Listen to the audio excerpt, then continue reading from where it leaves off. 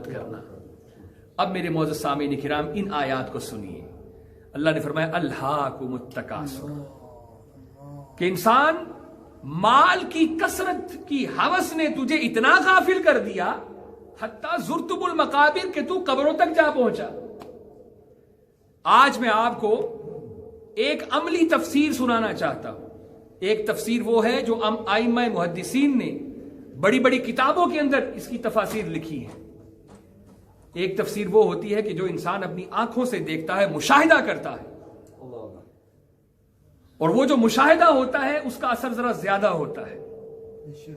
آج سے کوئی 13-14 سال پہلے کی بات ہے، لاہور شہر کے اندر ایک سکیم جس کا نام ایڈن ہاؤسنگ سکیم تھا، میں بھی اس دوران وہاں موجود تھا۔ بڑی اس کی پبلسٹی ہوئی، 3-3 4-4 5-5 مرلے کے مکان ہیں، یہ پلاٹ ہیں، آسان قسطوں کے اندر انہوں نے کہا بھی آپ لے سکتے ہیں۔ تو جیسا کہ ہر بندے کی خواہش ہوتی ہے کہ سر چھپانے کے لیے کوئی چھوٹا سا گھر ہو جائے، یہ خواہش دل میں پیدا ہوئی اور دیکھا کہ یہ بڑی آسان قسطیں ہیں، میں افورڈ کر سکتا ہوں۔ تو میں نے بھی اس اسکیم میں حصہ لیا۔ 3 سال کی مدت دی گئی، بھی 3 سال کے اندر آپ نے یہ قسطیں جمع کرانی ہے، اور پھر چوتھے سال آپ کو پوزیشن دی جائے گی۔ قریباً 11-12 ہزار افراد تھے جنہوں نے اس اسکیم میں حصہ لیا۔ تمام اقساط جمع کرا دی گئیں وقت مقررہ کے اوپر۔ جب وقت ختم ہو گیا، اب پوزیشن کی باری آئی، تو انہوں نے ٹال مٹول سے کام لیا۔ 1-2 سال اس طرح گزر گئے۔ پھر اس کے بعد یہ کیس جاتا ہے عدالت میں، اور اس وقت کی جو سپریم کورٹ کے ہمارے چیف جسٹس چودھری افتخار صاحب ہوتے ہیں، اللہ اکبر، بڑے معاملات میں انہوں نے 100 موٹو ایکشن لیا، لیکن اس معاملے میں انہوں نے بھی تاخیر اور غفلت کا مظاہرہ کیا۔ حتیٰ کہ وہ جو مالک تھا ایڈن کا، جس کا نام ڈاکٹر امجد، اس کو ملک سے بھگانے کے لیے راہ ہموار کی، وہ ملک سے فرار ہو گیا اپنی فیملی کے ساتھ، کینیڈا میں مقیم، اور پیچھے وہ جو متاثرین ہیں وہ رو رہے ہیں، واہ ویلا کر رہے ہیں، کوئی ان کی فریاد سننے والا نہیں۔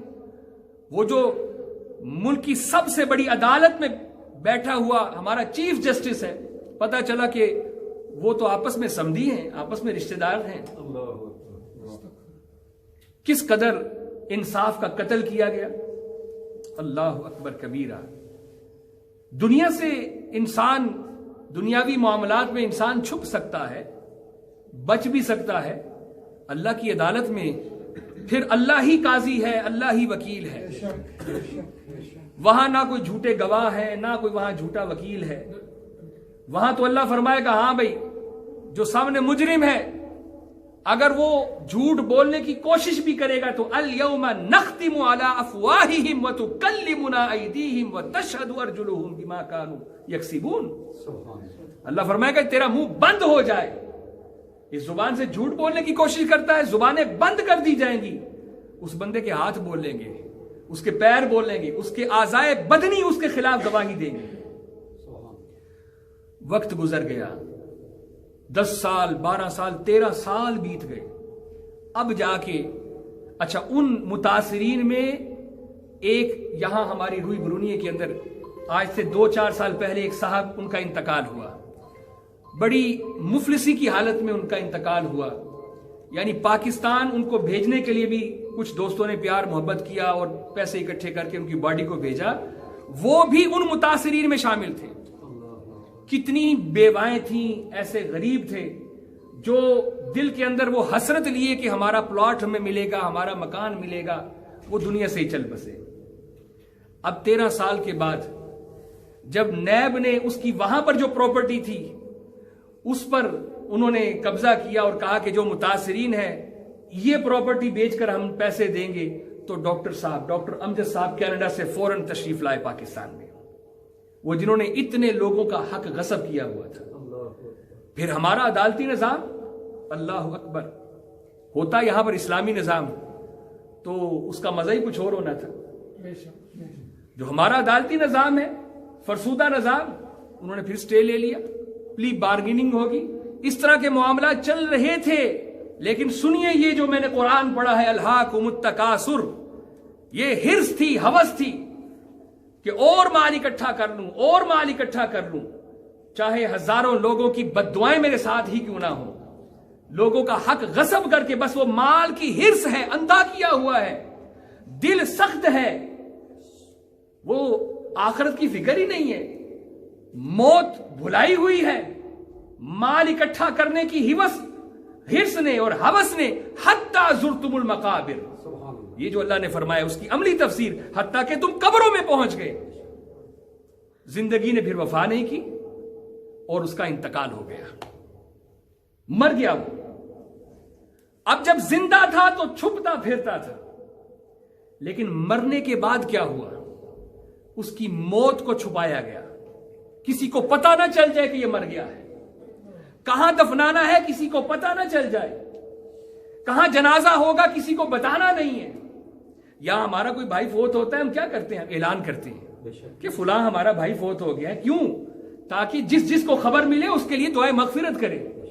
ہم اس کی نماز جنازہ کا اعلان کرتے ہیں کہ فلاں دن فلاں جگہ پر اتنے بجے اس کی نماز جنازہ ہوگی، تاکہ زیادہ سے زیادہ لوگ شریک ہوں اور اس کے لیے دعائے مغفرت کی جائے۔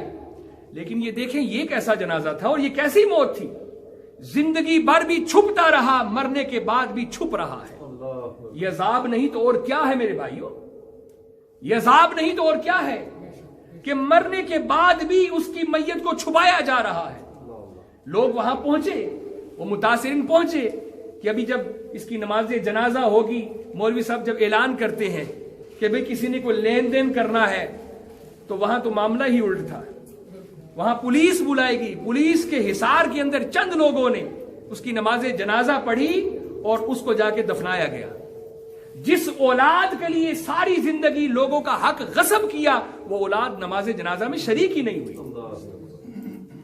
الہاکم التکاثر حتی زرتم المقابر، کہ ہوس نے، ہرس نے تمہیں ایسا غافل کر دیا کہ تم قبروں میں پہنچ گئے۔ ایک یورو بھی اگر کسی نے کسی کا لیا ہے تو خدا را اپنی زندگی میں اس کو واپس کر دو۔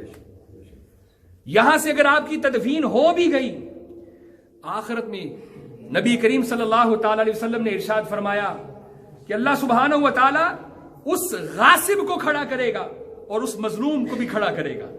وہ ظالم اور مظلوم دونوں آمنے سامنے ہوں گے، حق کو غصب کرنے والا بھی اللہ کی عدالت میں کھڑا ہوگا اور جس کا حق غصب کیا گیا ہے اس کو بھی کھڑا کیا جائے گا، اور فرمایا جائے گا کہ جتنا اس نے حق اس کا مارا ہے اتنی نیکیاں اس سے لے کر اس کو دے دی جائیں، اتنی نیکیاں اس کو لے کر دی جائیں۔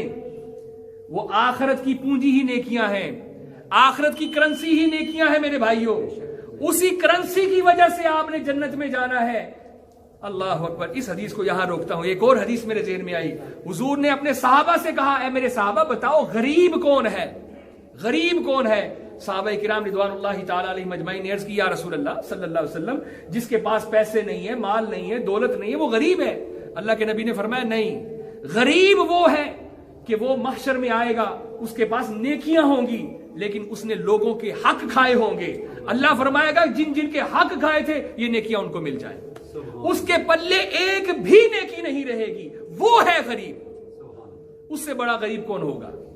تو فرمایا رسول اللہ صلی اللہ علیہ وسلم نے اس کی